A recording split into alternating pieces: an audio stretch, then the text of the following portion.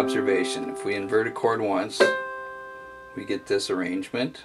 If we invert a chord twice, we get this arrangement, which is the same as inverting the chord down once. Okay, we saw before what was called a passing chord. I'm going to be in the key of C. Let's go up to our 5-chord G7th. This tone, the 4, the suspended 4, we learned can be added to a chord. And here's the 6 added to a chord. It really doesn't change the function of the chord. We can add them both at the same time. But now, if you look at this closely, we've got the 1 chord just in second inversion. Okay, we can call this the tonic 6/4 chord, really part of a dominant effect, and that's what we were doing with our passing tone chords on the guitar, just rolling back and forth. The minor 6th chord, another place where you do hear that chord, is in a situation like this. Minor chord with a major 7th, a minor 7th, 6th.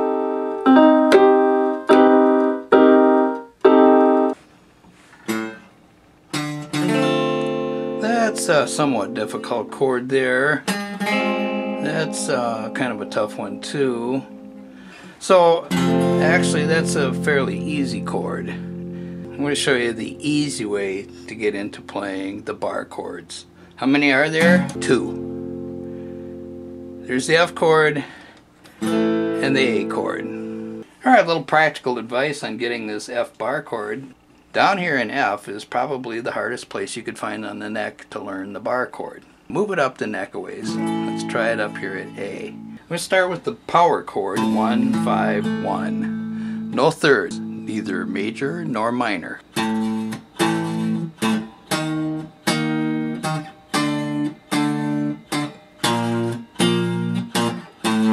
The power chord, 1, 5, and 1, just those notes, and add a third to it. There you got 2/3 of an A bar chord. If I squeeze, I'll get the 2nd string ringing. There's another 5th, and there's another root. Just relax. Now you're not really barring anything. You're just holding this note down, the root. Played in a very functional manner. These are rhythm chords. They're really low in pitch, so you don't need these high notes particularly, because those are for playing melodies up there. Once you get used to this, it's going to be a lot easier to just lay the finger down and get the 2nd and 1st strings ringing. Here's the A chord. The whole trick to this is just learning to play these 3 notes with this finger. Just the inside 4 strings.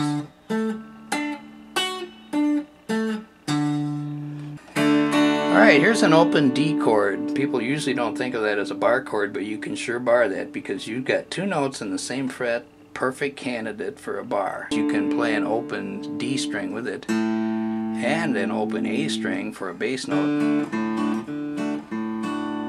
If you want, you can simply bar the 1st, 2nd, and 3rd strings, although you're going to fret the 2nd string at the 3rd fret. Alright, now you've got a bar chord. There you get the bar chord, D, with the 3rd in the bass, and there you put the root on the bottom. In the key of A, here's our A chord, and I'm playing just the lowest 4 strings. I'm going to take this geometry here and just simply move it over 1 set of strings, higher in pitch, becomes minor. There are some chords we can take from the inside 4 strings, known as an inside chord, and move them over to the outside strings. We've got D7th here. Take the same geometry and move it over, and we've got a G6.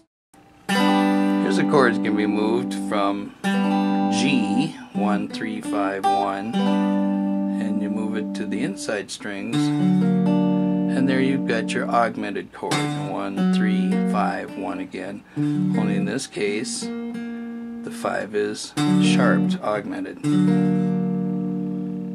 Alright, now we're going to do inversions of the major 6th chord. So here's our 6th chord.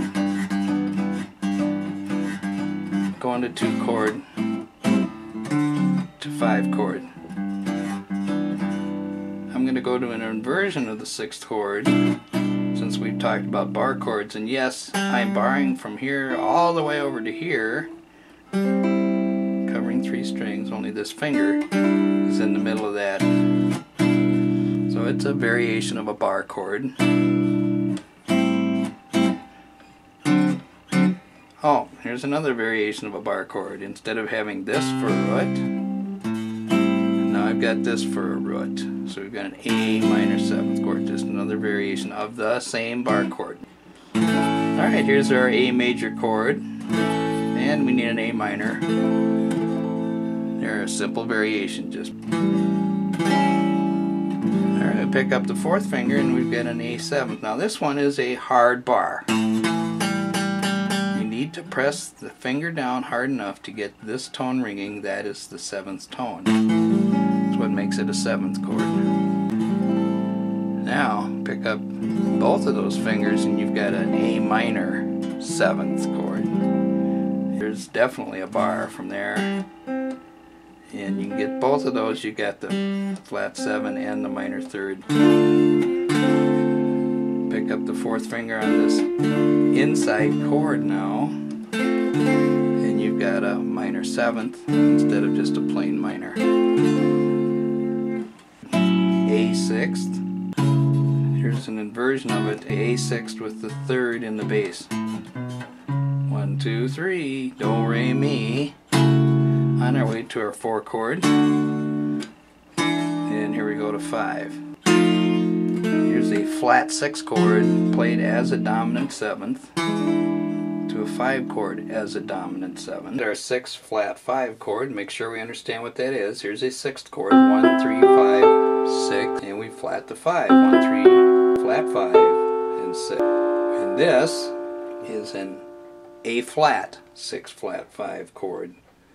And let's tear this down so we can see exactly where. Here's the root of your A flat. Here's the 3rd, here's the 5th, and our 6th tone, 1, 3, 5, 6, 1, 3, flat 5, 6. We're going to put this down here, and invert it down again. Okay, here's our 5 chord with a flat 9 and a suspended 4th.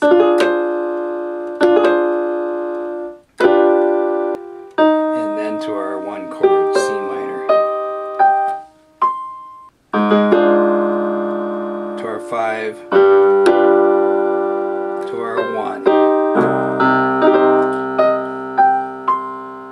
Major 6 flat 5 chord. Okay, so here's our major 6 chord in C. We just flat to 5. Makes the chord a lot easier to play, for one thing. Going from a flat 6, 6th flat 5 chord to a 5 7th chord to a 1 minor 6th. So we got our C6 chord, C6 flat 5. You can change your fingering. Alright, this drops to a B 7th to our E minor.